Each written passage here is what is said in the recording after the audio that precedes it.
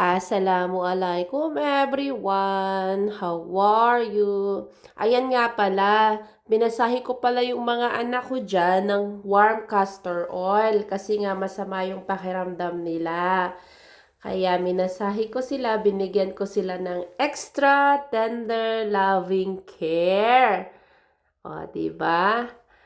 Kaya kailangan nating ano, nakakatuwa pag yung ganyan yung ginagawa ko sa mga anak ko. Ako'y talagang tuwang-tuwa kasi para alam ng ating mga anak na mahal namin sila. Kaya ganyan yung mga ginagawa ko sa aking mga anak.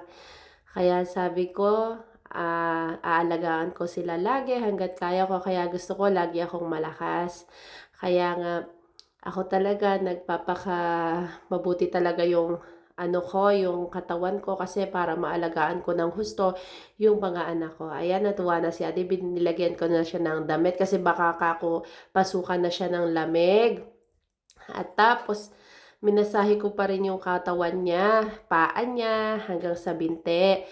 At tapos, si Shamil, tapos si Anzalna, si Shakil, si Shakib, at si Apia, minasahe ko rin sila. Sabi ko, Adi, ang baho ng paa mo. Huwag ka nang magmedyas ka ako kasi nga, nung ilang araw dito, sobrang init. Kaya, yung paa niya bumaho kasi lagi siya nakamedyas. Kaya sabi ko sa kanya, wag muna siyang magmedyas.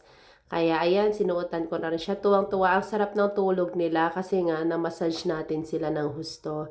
At bumuti rin yung pakiramdam nila. Extra loving care.